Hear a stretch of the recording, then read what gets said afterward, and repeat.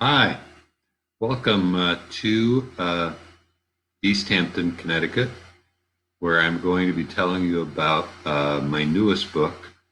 It's called Connecticut 169 Club. I gave a talk at your beautiful museum a few months ago, and the whole idea is to get people to visit different towns in Connecticut. I'm a retired teacher from the Catskill Mountains of New York State. I used to have writers come to my school and got into writing when I visited a fire tower on Hunter Mountain.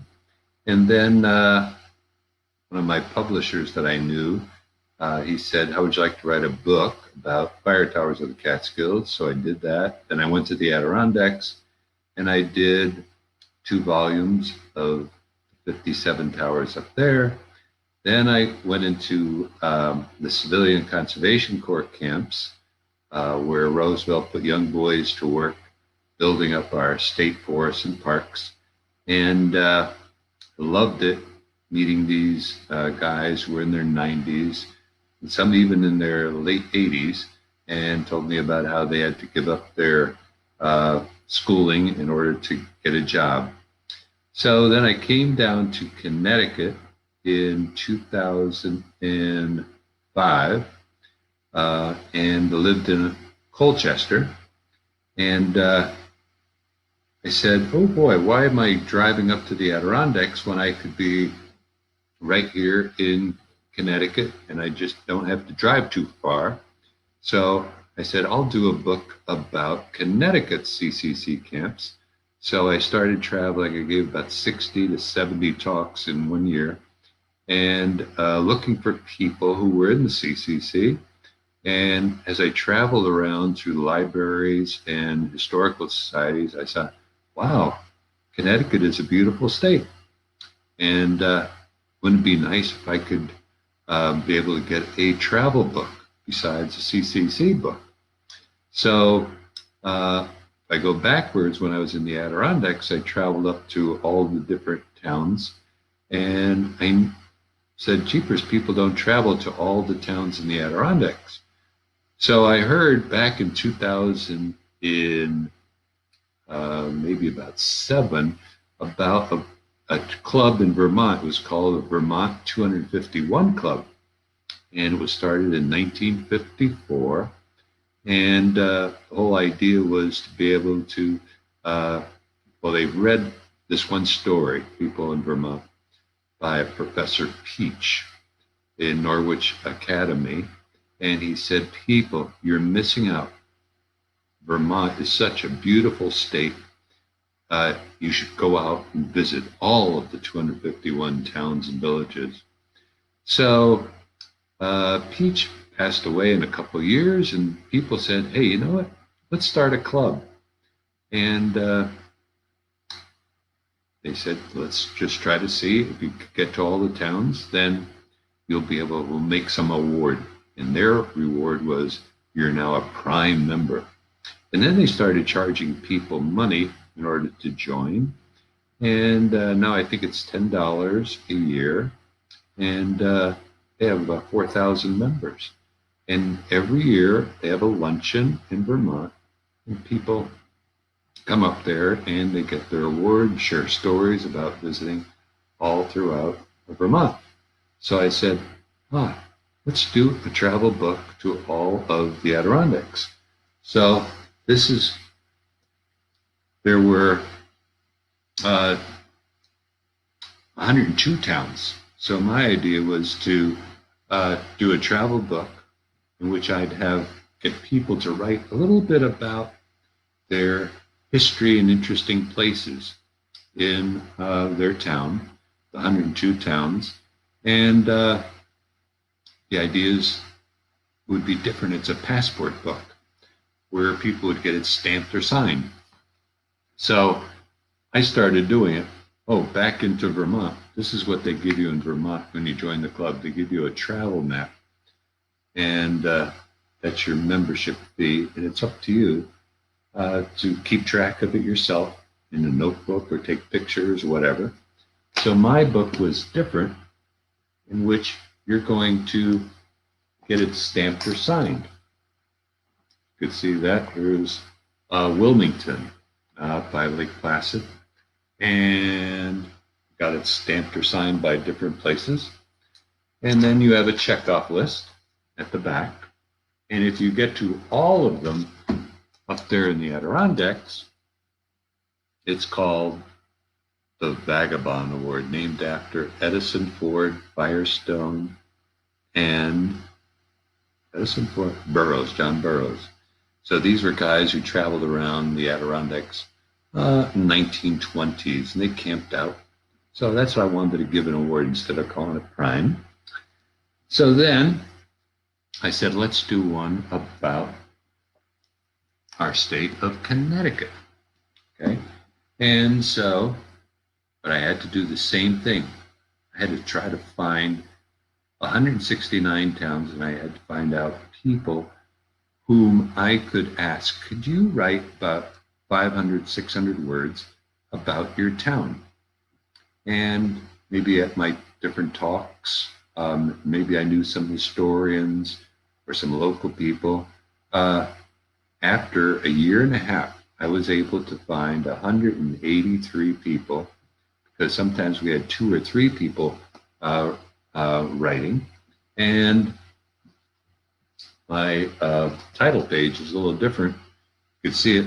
I've got all the writers, because they're the authors.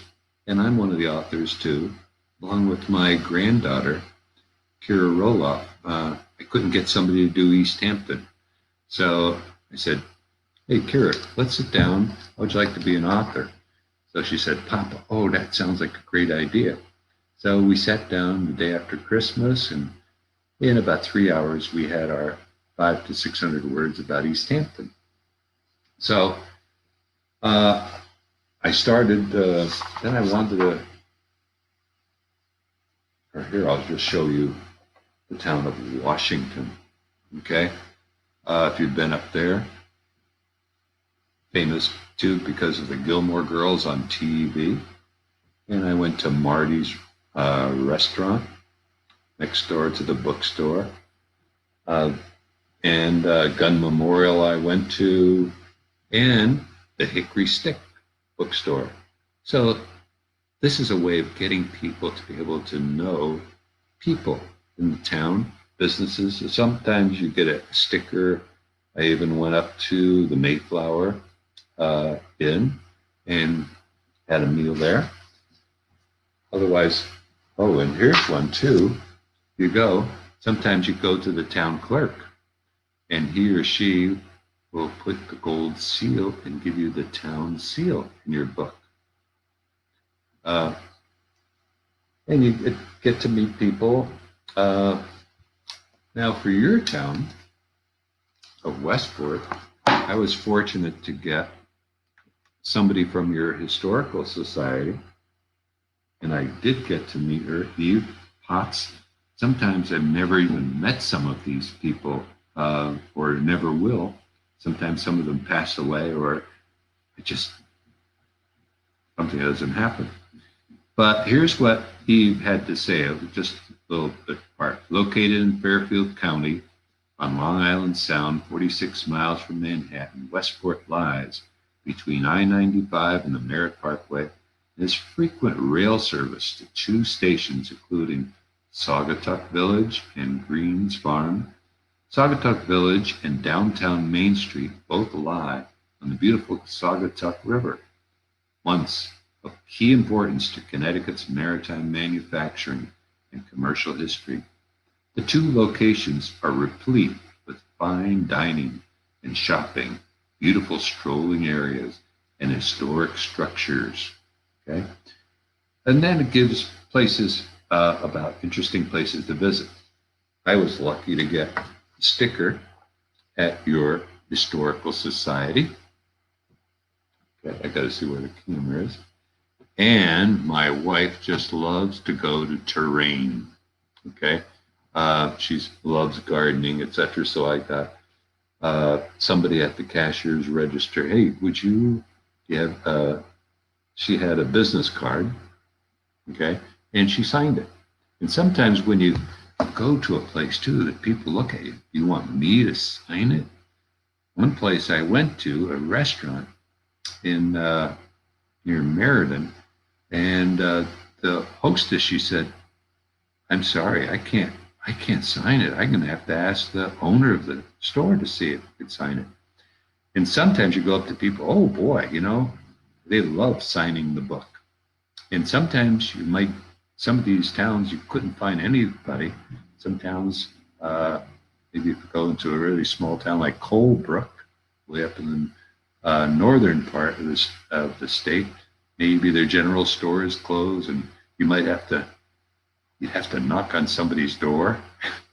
Now, with our times being with the virus, a lot of people have stopped traveling.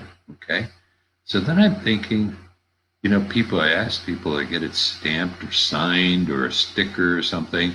So many businesses are closed. So one lady said, Marty, every day or every couple of days, I and a friend go out hiking different parts of the state. And then I'm thinking, hey, she went to 30 places already, 30 different towns. Well, why not just take a picture with your iPhone, cell phone, and then put the picture right in the book, some interesting place that you visited. Maybe you didn't visit somebody, or maybe you'll visit a hiker or something along the trail, and you might ask them to sign it as long as you're keeping your distance or you put your face mask on. But it gets a little bit harder to do. Hopefully, we'll get this behind us. But don't let that stop you. Maybe you could get a book, or if you have a book already, you could start just taking some photos. The trouble is sometimes if you get too many things pasted in there, then the binding goes. But you know what? It happened to me with my Adirondack hunting tube club.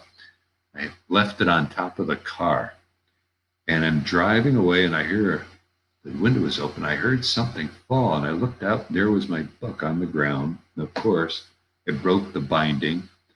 But instead of having to go to a famous person that fixed books, I just got some of my carpenter's glue, and I put that in there and closed it up and waited a couple days, and it still works. So you don't have to go to somebody special. Or some people, they even have a special binder that they just keep all of their photos and all of their different pamphlets that they get from places.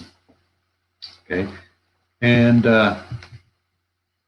here's one too, Killingworth. Went to get somebody's, sometimes they have stamps like this is the copper skillet. Okay. Go to Barnes and Noble stores. Sometimes you might even just go to a post office. You see on the bottom here, I went to the Marlboro post office and I bought a 1-cent stamp. Asked the guy or lady there if she would stamp it. No problem. So I got the town of Marlboro, and I got the date too that I visited that town. Now, every time you get it stamped or signed, okay, there's a checkoff list in the back of the book, okay? And you could see mine, got them all done, 169. So I figured I better see if I could be able to visit all these towns myself. So now, up in the Adirondacks, we do a dinner. People don't want a dinner. Last year it was in Saranac Lake, okay? And it was at the Hotel Saranac that they just spent millions of dollars getting it done in the dining room. So every year we have a dinner in the Adirondacks, and the 6th dinner it's going to be now at Long Lake. Now last year we had a dinner. Oh, holy, it was a luncheon, I guess, and it was the town that's in the center of the state. What town do you think is the center of, right in the geographic center of Connecticut? Any idea? Berlin. Okay, so I looked around for a restaurant, and it turned out that there was the Baltic Restaurant. It's a Polish and American restaurant, and very clean. They could fit, 150 people, etc. But we had 138 people, and we had Nick Bellantoni, the famous archaeologist for Connecticut, and he talked about how he traveled around, doing a lot of archaeological digs. But now we need a prize. We're not going to call it prime member. I don't like it. Somebody said, the Nutmeg Award, but I want something historical. So I thought of a person, just like the vagabonds traveling around different parts of the United States, twice to the Adirondacks. Well, there was a guy who traveled a lot in Connecticut, the Leather Man. Okay, how many have heard of him or read this book by? The author is Dan DeLuca, who has passed away 3 years ago from Meriden. He worked at Pratt and Whitney, but he was so fascinated about this guy who he never spoke, didn't speak English to anybody, didn't speak, and he wore clothes of leather. If you could look closely at this cover, he would just get patches people would be throwing away of leather, maybe old shoes. He would then put these pieces together and stitch them meticulously. He always carried an awl, one of these pointy things to put the hole in and then sew, just using leather too, to sew these pieces together. So he had a hat of leather, a coat of leather, pants of leather, and the shoes.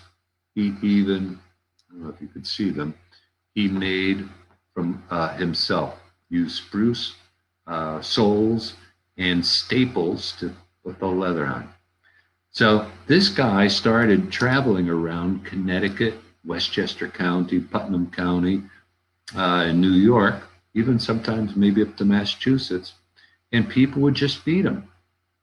And so I said, if you go to all 169 towns, we're going to give you the Leatherman Award.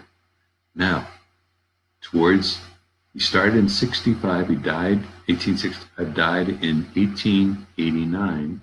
His last 6 years of his life, he had a certain route.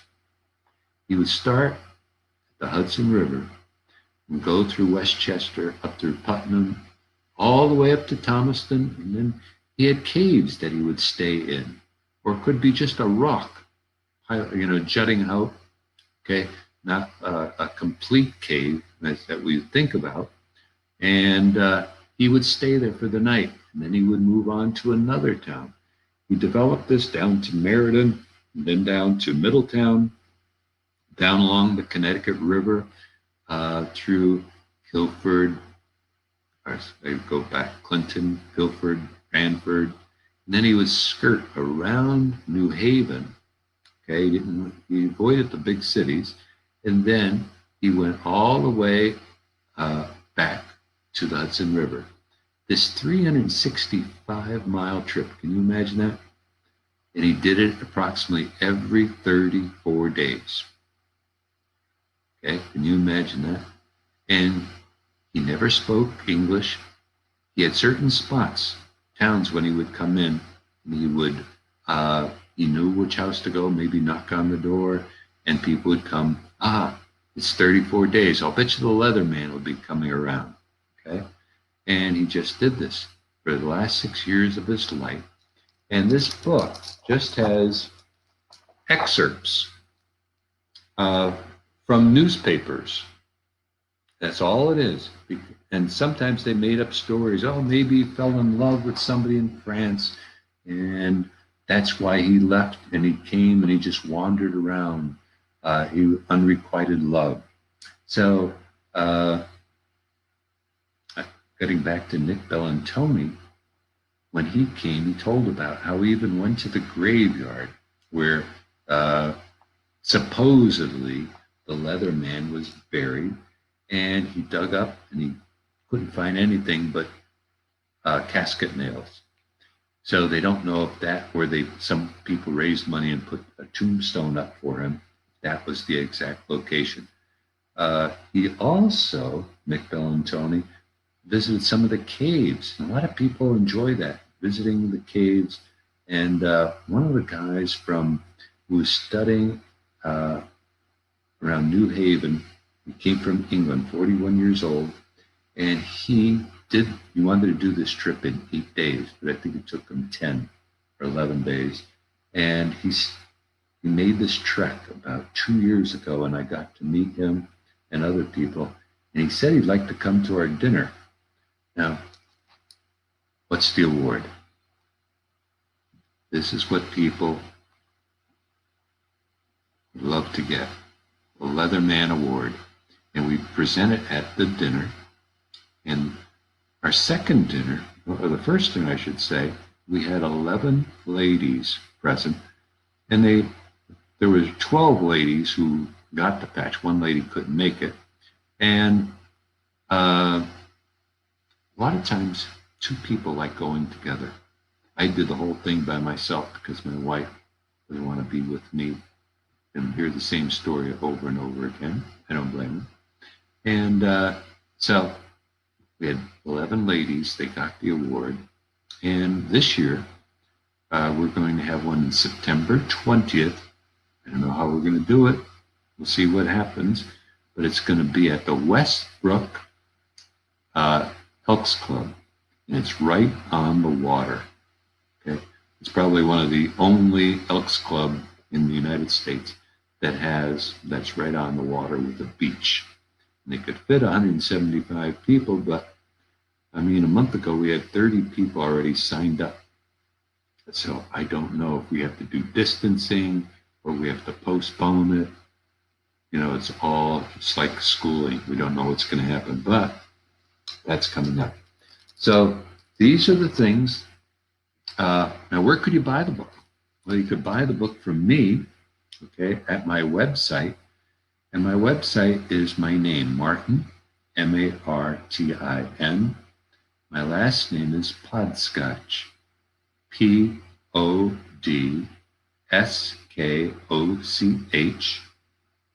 at Comcast, COMCAST.net. And the book is only $24.95 for 360 pages approximately, hardcover. Okay, so you can't find a book like this. You can find it at Barnes & Noble, Amazon too, and some of the bookstores. And I forgot if we're going to have some at the Westport Historical Society. But I know my son and daughter-in-law and grandkids, they live in New Canaan, and in the hardware store there, they have them there. Also the bookstore there. Or you get them from me, Amazon, etc. $24.95 makes a great gift. And part of this, Nicole said at your historical society, that we could have a period of questions and answers, okay, for me to answer. Okay, I've used up 25 minutes. Lots of things. So if you have some questions, you could send them to me. I forget how to do it. But if you know or been told already how to do it, you could send me a question. But I live on Lake Poketapog, okay? And I don't know if you've been to East Hampton, but I was very fortunate to get a house right on the lake. So this, I don't know if you could see it out my window, my kitchen window, but this is what I look out from upstairs in my office as I'm writing books about Connecticut. And now I'm writing a CCC book, Civilian Conservation Corps camp book of the Rhode Island. So if anybody has any relatives that were there. And this is my house, which we have a beautiful view, and we're close right to the water. And anybody have a question? Peggy Jorgensen. blessed to live here. I don't know if you have any more part of a question. Okay. Raman, I'm always amazed how many towns there are in such a small state. And some, for the names, are so interesting. Okay. Yes. And I was just in Rhode Island, Woonsocket, and I was in Chepachet. A lot of the Indian names. And that's the thing about it. People don't even realize, how beautiful our state is and, the interesting places. See if I could be able to, for some reason. Next set. Okay. Questions? Here, I've got while I'm trying to figure this out. Does anybody have any idea what town is on the cover? You could text me there or send it. So I'm saying, for some reason I'm having trouble. But I'll give you the answer because I can't get the next question for some reason. Don't get old, as my mother said. Okay, this is Mystic. Now, Mystic, people, is really part of two different towns. Okay, Mystic is just a village. Part of it is in Groton, and then, so this is a North Baptist church. Okay, and this is along the waterfront. Behind that is a fantastic bakery called Sift, which is closed now. But if you go to Mystic, make sure you go to Sift, and this beautiful pastry sandwiches. I mean, sometimes you'll see 100 people there on a busy day. It's just fabulous. And also, there's a nice bookstore there, and this is the Mystic River there. You go across this. That's what the photographer did it. The photographer is from Massachusetts, the Berkshires, and I thought maybe he was on a boat, but there's land across the river, and that's where they took the picture. And the other side, as soon as you go over that bridge, the town is Stonington. Okay, so Mystic is very unusual because it's in two towns, Groton and in Stonington. And if you get the nice scallops down there in Stonington, and Mystic, great bakery, restaurants, seafood. Now, I'll try one more time to see if I could get another question here. Maybe if I click it with my cursor. Next set.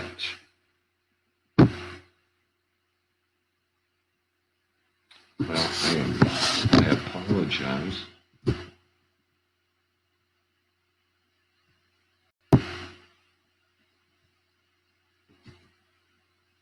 For some reason, I can't move up the questions. But if you send a question, if you want, you could even send questions to my email, Podskoch, PODSKOCH, @comcast.net, and I will answer your questions today. And hopefully you'll be able to come to our dinner. It's going to be September 20th at the Elks Lodge in Westbrook, Connecticut, right next to Clinton. So I hope you learned a lot and ready to get into your car or bicycle, or maybe if you have a helicopter. My neighbor has his own helicopter, and you could go and visit all the 169 towns, and what a diversity of different places you will visit. I mean, it's just incredible. You got the cities, New Haven, Hartford, and in my book, suggestion to make sure you keep the book in your truck or car, because you'll be on a trip and you say, oh, why didn't I bring the book? I didn't get a chance to get it stamped or signed. So I guess our time is up. Send me your questions. I'll try one more time to see if I could find the next set of questions. I guess we'll have to end this and send me your questions. And I hope to see you at the dinner. And maybe I could also give a talk on my Civilian Conservation Corps camp book. If you have any family or know anybody in Rhode Island that I could put in my next book. So thank you, Nicole, and thank you, Westport Historical Society, for having me. And thank you. Have a good weekend.